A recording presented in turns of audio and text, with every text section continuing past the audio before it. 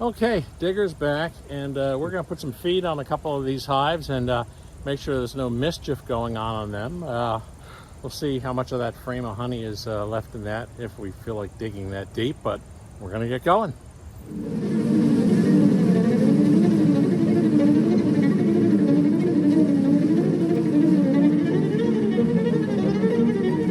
Yeah, I saw that. The ants are attacking the sugar water before we're even ready to put it on.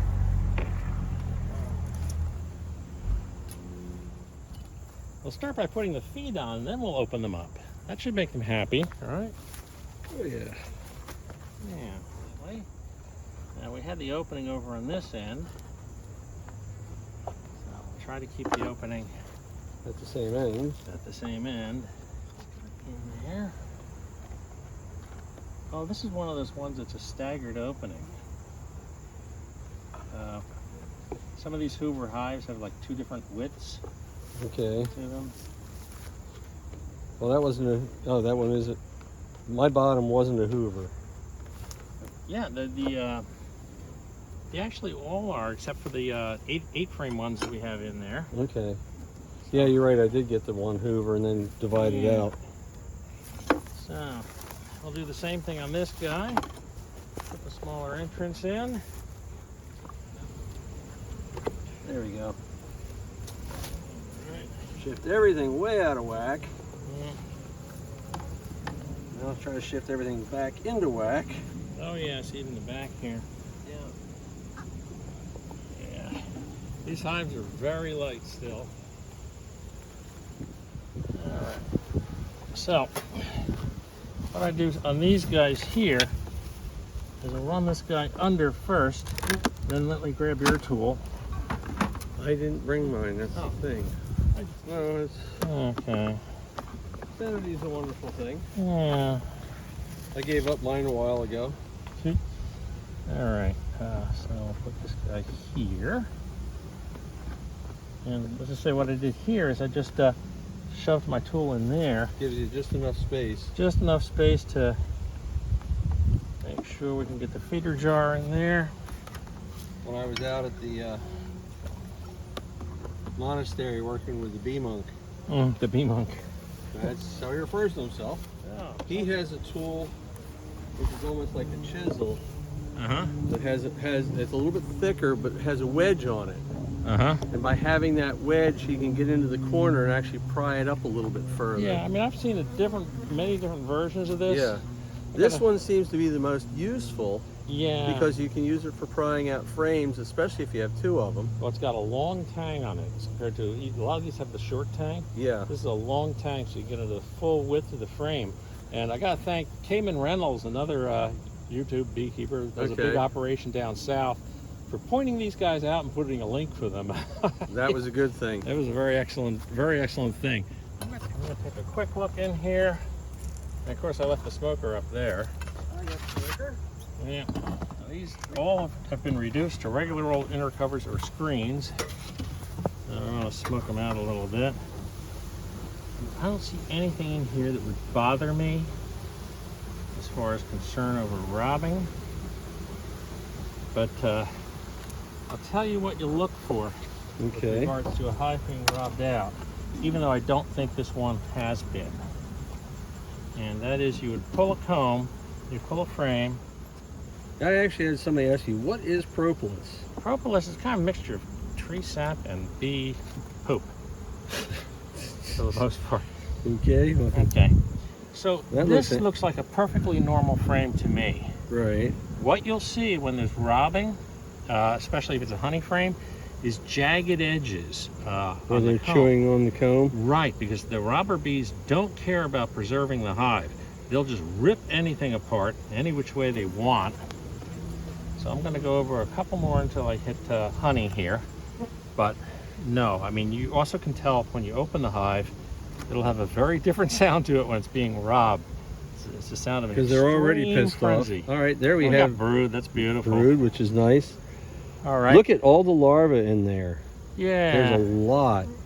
That is what you want to see going into the fall. We want a nice crop of winter bees, as they would call them. So this is one of my feeder screens. and I ran out of inner cover, so I used that because it doesn't have any venting.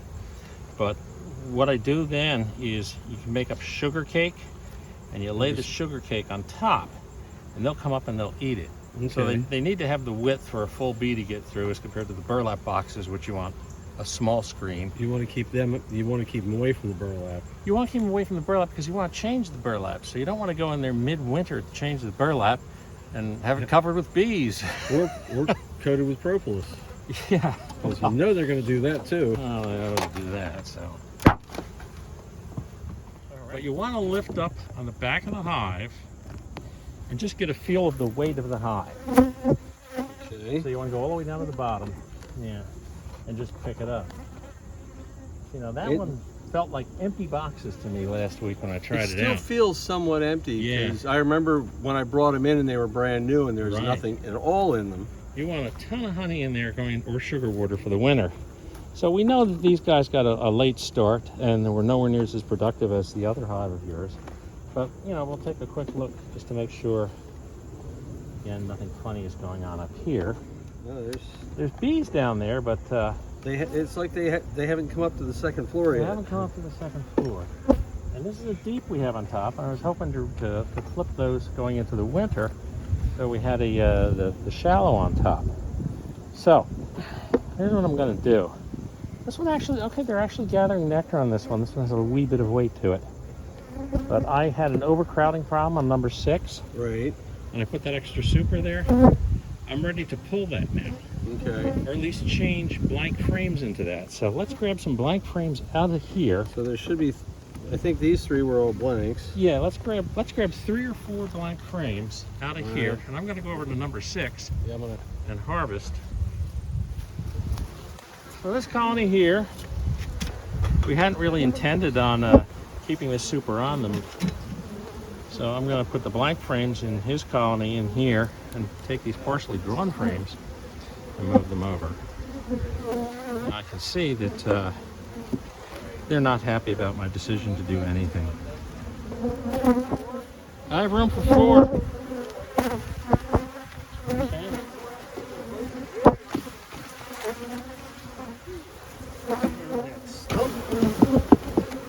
Oh shit, that has a lot of brood on it.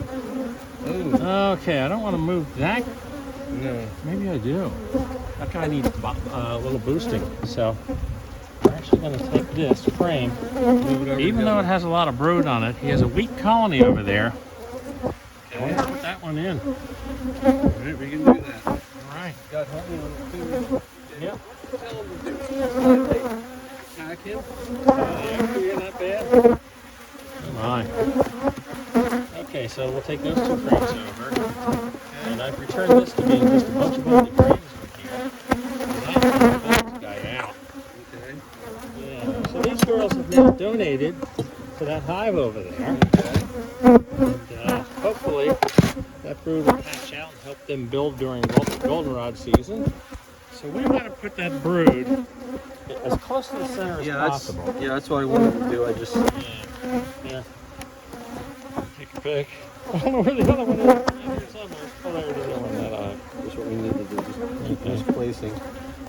That's the one with the brood. So hold on. That's where I wanted to put it. I just hadn't gotten that one moved over yet. Yeah. So we'll move these girls and we'll put that in there. Has a little bit of resource on it over next to it. We've given these girls a little bit of a boost, which will hopefully help them along as that hatches. 1, 2, 3, 4, 5, 6, 7, 8, 9, 10. And we'll check your other hive now. Says I think they're more threatening right now than anything. I think this is good. I think I am seeing brood over here. I think they're building. Yeah, there is brood so here. You can see it right from the top let's edge. pop this up. Lift that guy up a little bit. Yeah. Look at that. Oh, good brood.